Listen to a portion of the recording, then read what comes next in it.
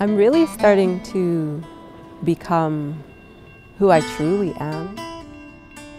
I know that I'm an artist. That's been a given since I can remember. My name is Kym Gouchie, and we are on the shores of the Fraser River out in Shelley. We're not too far from my reservation, which is the Lheidli T'enneh. I had huge identity issues when I was a kid. I didn't have my status card. We weren't actually considered members of this reserve. And at school, I really suffered for that.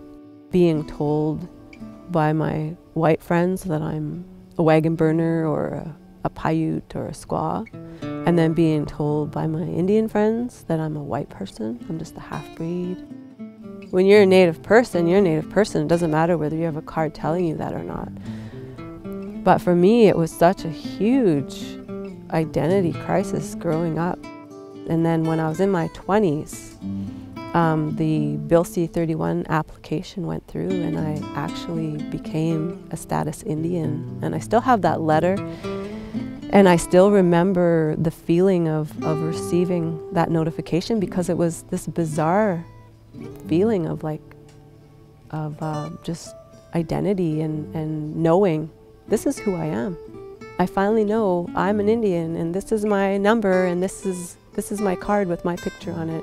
Like, I am an Indian. And it was, it had a really profound effect on me, because like I never grew up on the reserve. I never grew up really connected to culture other than my great-grandmother, who was blind. She was very active, and she spoke the language, the Lheidli T'enneh language, and she would sew quilts, and even though she couldn't see, she would sew all the time. And I remember stories of this river right here being frozen solid, and the church that's in the distance behind us. On Christmas Eve, there would be a mass, and my grandmother, blind, would pack one of us kids on her back, holding hands of the other kids, and walk across the frozen river to go to church.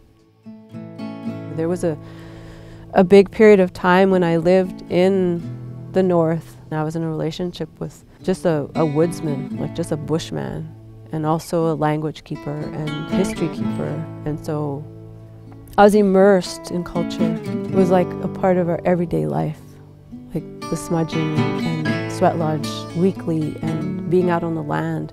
The land became just the way of life. It really became a big part of me. It closed that gap, you know, rather than looking from the outside in to see what is this all about. So my music is a reflection of a lot of that, I feel. And I have a lot of stories to tell, and I'm super excited about my next album, like full album, because you know, now that I've had this experience with an EP and I'm sort of learning how things work, and you know, managing myself and connecting with other artists and learning the ropes of the festival touring circuit and all of these things is just it's setting me up for, I think, a pretty good music career, you know. This is my plan. I'm at an age that I never ever dreamed in a million years I'd be in this place right now, because I've raised my kids, and now here I am back home on the reserve where my mom now lives, and really getting to know this place again, and getting to know who I am as a Lheidli T'enneh woman, and you know, doing my best to represent my nation. I'm new to this land again, and I have to relearn places and names and rivers and, you know, berry picking places and hunting and fishing places. The timing of me being here is just perfect. There's no doubt about that.